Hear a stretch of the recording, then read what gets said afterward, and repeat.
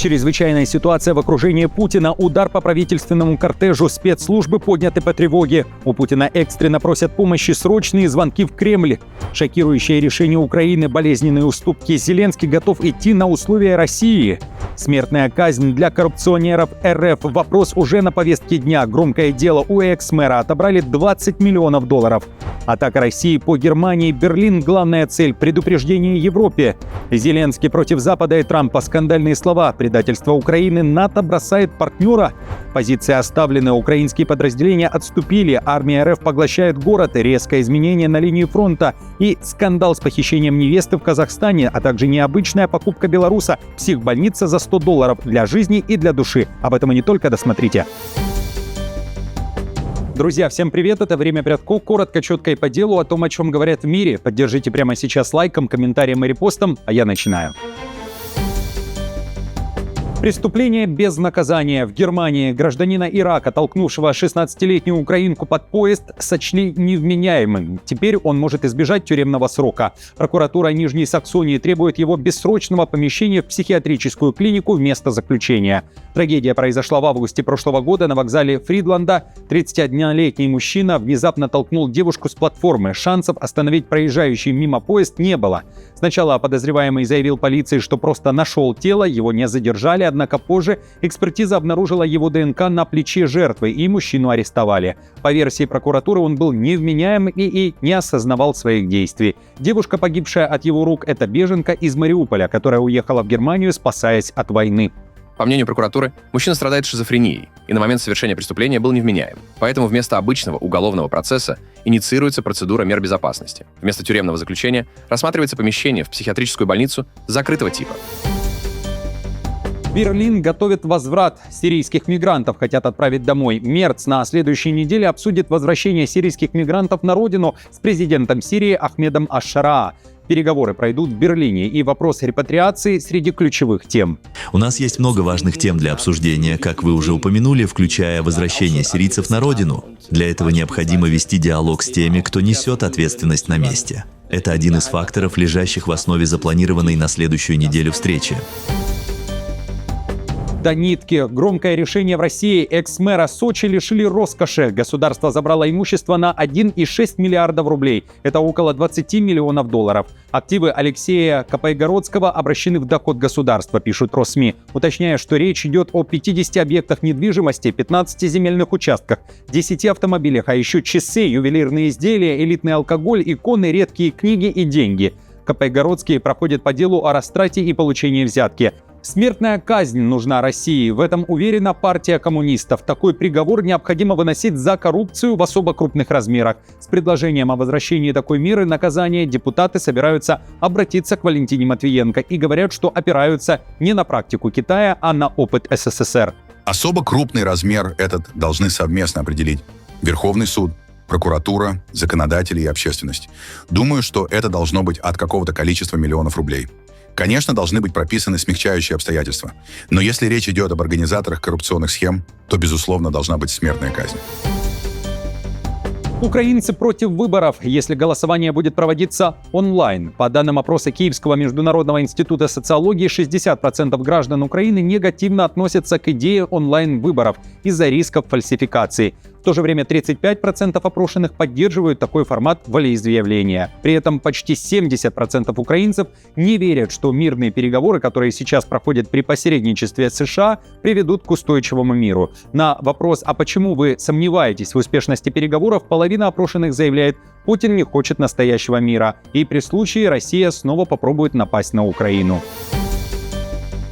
ЕС ломает правила ради Украины и при этом европейцев пугает членство в Союзе по облегченному сценарию с ограниченными полномочиями. В Брюсселе обсуждают радикальный план переписать правила вступления в ЕС, действующие со времен Холодной войны, чтобы ускорить при этом прием Украины в рамках возможной мирной сделки с Россией. Речь идет о двухуровневом членстве, пишет Financial Times. Украина сможет войти в ЕС, но без полноценного права голоса на саммитах и министерских встречах, а полный доступ к рынку, субсидиям и фондам получит только постепенно и после выполнения условий. В материале говорится, Зеленский согласится на болезненные пункты мирного соглашения, включая потерю территорий, лишь если сможет показать украинцам победу в виде вступления в ЕС. Однако в Еврокомиссии понимают, что президент Владимир Зеленский сможет принять другие элементы возможной мирной сделки, например, территориальные уступки России, только если сможет представить членство в ЕС как положительный итог. Зеленский готов пойти на уступки России. Они болезненные, но это придется сделать. В этом уверен президент Чехии Петр Павел, который посетил Киев и также заговорил о том, что необходимо сделать Украине. Я считаю, что Украина сделала очень многое, чтобы предлагаемое решение было приемлемым. Я также считаю, что там есть ряд болезненных уступок, на которые Украине придется пойти, и она готова это сделать при условии, что это приведет к миру. И мы должны приложить все усилия, чтобы вся работа, проделанная при подготовке этих документов, не оказалась напрасной, потому что Россия сразу же их отвергнет. Зеленский при этом резко ответил Трампу на его недавнее обвинение, что именно Зеленский является проблемой на пути к миру. На Банковой заявили, это не так и ультиматумы не работают. Я считаю, что именно у Украины сейчас инициатива в переговорах. Я считаю, что мы в этом продвигаемся быстрее, чем Россия. Я считаю, что мы очень хорошо работали с американской стороной. Просто по некоторым вопросам мы находимся не на одной стороне. Все понятно. Я защищаю интересы нашего государства. И ультиматумы, на мой взгляд, это не рабочая модель демократических отношений между странами. Кроме того, Зеленский пошел против Запада. Идет ли речь о предательстве со стороны союзников? Украина в критический момент была без ракет для некоторых систем ПВО, и лишь накануне их получила. Киев резко отзывается о европейцах. Те помогают Украине очень медленно. Все исчисляется жизнями украинцев, признает Зеленский. Если я буквально выбиваю каждый пакет ракет из стран Европы и Америки, то нельзя обвинять только США, потому что речь идет обо всех остальных системах, которые защищают нашу энергетику в государстве. Кроме того, Зеленский вновь второй или третий раз за январь предупреждает, разведка имеет данные, по Украине будет нанесен новый удар с флота, авиации и с земли. Мониторинговые каналы вновь упоминают «Орешник» и говорят о повторном ударе этой баллистической ракетой. Российский удар по Германии в планах Москвы. Об этом уже вполне серьезно в интервью Такеру Карлсону заявил политолог, близкий к Кремлю. Как заявляет Карлсон, главный советник Путина Караганов. РФ готова ударить по Берлину и Лондону ядерным оружием, если война в Украине продолжится в том же духе. Так звучит предупреждение. Если мы нанесем удар, американцы никогда не ответят. Они все равно не ответят. Поляки, кстати, становятся более благоразумными. Они понимают, что играют с огнем. Они пытаются отойти от линии фронта этого конфликта. Но моим выбором были бы Великобритания и Германия. То есть вы бы нанесли ядерный удар по Великобритании и Германии? Я молю Всевышнего, чтобы этого не произошло. Но да, первой должна быть Германия, потому что именно Германия — источник худшего в европейской истории.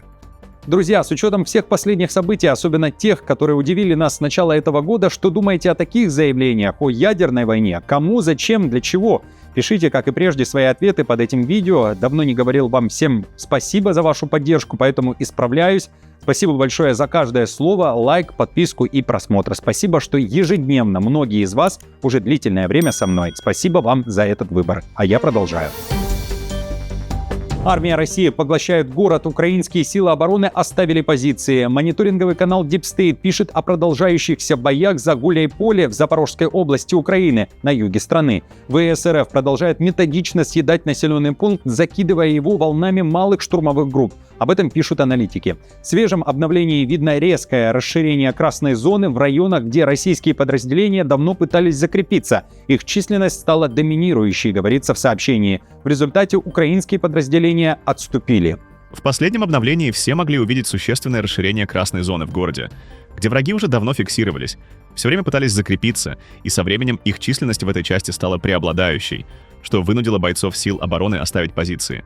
Российская Минобороны при этом заявляет, город находится под контролем Москвы уже с 27 декабря, а ВСУ пытаются мелкими ДРГ заходить в город. Кроме того, Россия продолжает демонстрировать кадры с захваченного командного пункта ВСУ, которые оставили украинские военные, бежав с позиции. Эта резонансная история произошла в конце 2025 года в Гуляйполе. Орбан пошел ва-банк. Венгрия запускает большую антиукраинскую кампанию. Готовясь к парламентским выборам, премьер-министр Орбан инициировал национальную петицию, своего рода неформальный референдум против выделения средств ЕС для Украины. Поддержка Киева, заявил венгерский премьер, это путь к танкам, конфликту и экономическому краху. И только действующее правительство, по словам Орбана, может уберечь венгров от экономического кризиса. Правящая партия Фидес уже связывает оппозиционную партию ТИСа с Брюсселем и Киевом, утверждая «голос за оппозицию равно голос за войну». Премьер также заявил, что ЕС может попытаться втянуть Венгрию в войну и отправить молодежь воевать, предупредив о реальной угрозе уступок Брюсселю. Давление будет расти, разговоры о вводе войск уже идут. Есть реальная опасность, что венгерскую молодежь могут попытаться отправить на войну. Этого нельзя допустить. Мы не хотим отправлять ни солдат, ни оружие, ни деньги. Это главный вопрос будущего Венгрии и Европы. Удар по правительственному кортежу. Кадыров в реанимации и без сознания. Секретарь Совета безопасности Чечни, сын главы республики Рамзана, Адам в тяжелом состоянии. Такую информацию накануне массово распространили оппозиционные чеченские СМИ и паблики. В Грозном произошла авария с участием кортежа Адама Кадырова. Он был экстренно доставлен в новую республиканскую больницу и, по данным источников, находится в тяжелом состоянии. Как сообщают собеседники «Кавказ Реалии», дороги к медучреждению были перекрыты. По данным движения НИУСО, кортеж двигался на высокой скорости, когда столкнулся с препятствием. Машины начали врезаться друг в друга. Есть много пострадавших, но основной переполох связан именно с Адамом Кадыровым. Дороги к больнице закрыты, так как туда доставили Адама. Он в реанимации без сознания находится, как говорят. Что с сыном Кадырова, мы не знаем доподлинно, рассказал один из наших собеседников в Грозном. Другой собеседник, представитель диаспоры, сообщил подобную же информацию. Кроме того, СМИ сообщали и о смерти Хамзата Чимаева, бойца смешанных единоборств, который был вместе с Кадыровым-младшим. При этом информационное агентство «Чечня сегодня» уверяет, что информация о гибели Чимаева не соответствует действительности. Также отмечу, что в сообщении этого издания нет информации, которая бы опровергала факт самого ДТП. Отмечу, что на момент записи выпуска это и вся информация. Официального подтверждения из Грозного не было. В то же время ингушское издание «Фортанга» сообщило, что Кадырова срочно транспортировали в московскую больницу с самолетом Ан-148-100ЕМ, который считается летающим госпиталем МЧС России. Антиправительственные протесты в Иране подавлены. После жестких репрессий, многочисленных арестов и на фоне угроз Трампа вмешаться в ситуацию, властям удалось утихомирить народ. Уже 6 дней в Тегеране относительно спокойная обстановка, сообщает Рейтер со ссылкой на правозащитные организации и местных жителей. Над иранской столицей летают дроны, но беспорядков нет, говорят люди. Однако, по данным издания, США могут перебросить в регион дополнительные военные силы, что свидетельствует о сохранении напряженности. Союзники США, включая Саудовскую Аравию и Катар, напомню, на этой неделе вели интенсивные дипломатические контакты с Вашингтоном, пытаясь предотвратить американский удар и предупреждая о последствиях для всего региона, а также для Соединенных Штатов. Несмотря на затишье, Тегеран в полной боевой готовности. Наши независимые источники подтверждают значительное присутствие военных и сил безопасности в городах и населенных пунктах, где ранее проходили протесты, а также в ряде мест, где крупных демонстраций не было, сообщили в базирующейся в Норвегии Хенгоу агентству Рейтер. А Трамп говорит спасибо иранским властям. На своей странице в True Social президент США благодарит Тегеран за отмену казней участников протестов. Выполнение первого смертного приговора было запланировано на 14 января. Я глубоко уважаю тот факт, что все запланированные на вчера казни, более 800, были отменены руководством Ирана. Спасибо. Тем временем Москва проводит срочные телефонные переговоры сначала с Нетаньяху, который считает, что Иран — это общий противник Израиля и США, а потом с президентом Ирана Пезешкияном. Он не так давно назвал Нетаньяху разжигателем протеста в Иране. Как пишут Россми, израильские и иранские лидеры звонят Путину, чтобы успокоить друг друга посредством России. Официально же в Кремле заявляют, Путин обсудил с Нетаньяху положение дел на Ближнем Востоке и ситуацию вокруг Ирана, а в разговоре с Пезешкияном Путин высказался за деэскалацию ситуации в Иране. Спецоперации по похищению невесты в казахстанском городе Шымкент. Неизвестные парни силком затолкали девушку в машины и привезли в дом к жениху. При этом снимали все происходящее на телефоны. Как позже рассказала девушка, ей всего 17 лет, жениха она в глаза не видела, а похищение спланировала семья похитителя. На этих кадрах видно, как взрослые женщины уговаривают напуганную девушку не сопротивляться.